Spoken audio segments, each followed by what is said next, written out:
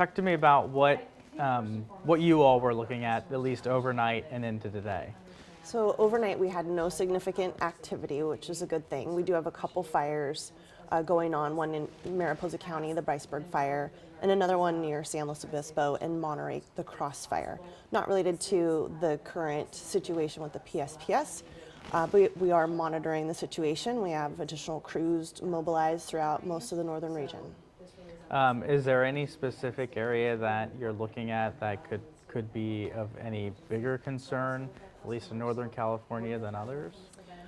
All of those areas that are listed in the red flag. So really there's, I think, 34 different counties involved. So all those areas are of great concern for critical fire weather that we're going to be seeing an increase in throughout the day today with the winds increasing.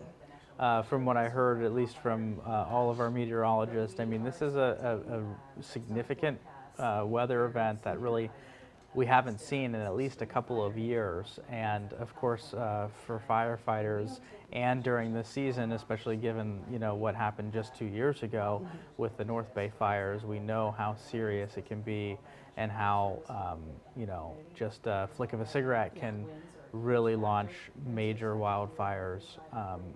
Is there anything that folks should know in terms of today and things that they can do and things that you would like people to really take note of as we get into this big event? Yeah. So we don't want people to get complacent. This is a very serious time. It isn't unusual for us to see this type of wind this time of year. The wind speeds are expected to be fairly high, which we haven't seen in a couple of years. But this is the time of year that we do see these patterns come in. The north winds, the Santa Ana winds, it's all in the fall months. And if you remember, most of the largest, most devastating and deadliest fires that we have seen are all in these fall months. So we're not out of the woods just because summer is over, and people need to remain prepared just as we are. Making sure they have an evacuation plan, an emergency supply kit. Hopefully they've already taken all of those steps prior to today, but that their family is ready in case they are asked to evacuate and that they're ready to go quickly. Okay, I'm trying to think, is there anything else? Anything? Readyforwildfire.org is a great website if you're needing some checklists or some information on what you should be doing, what you should have in your emergency supply kit. There's family action plans in there, phone numbers to list. There's all sorts of good information on that website if they need some advice. In terms of maybe just looking at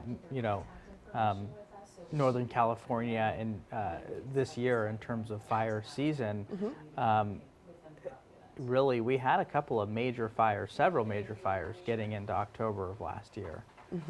This year we really haven't seen that at all, which is good news so far, and hopefully we can stretch it to December, right? Is that our mark in terms of hitting December, January, where we can maybe get into a safer zone? It absolutely depends on Mother Nature and basically the rain and measurable rainfall. So that can vary from year to year. Last year we had fires in November. The year before we had fires into December. This year we had rainfall up into May. So that was a big help in increasing the fuel moisture.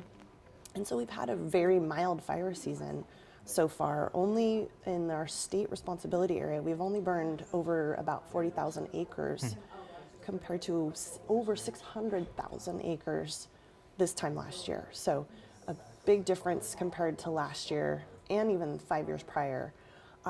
But it is this time of year when we tend to see those large and damaging fires. So everyone does need to be prepared.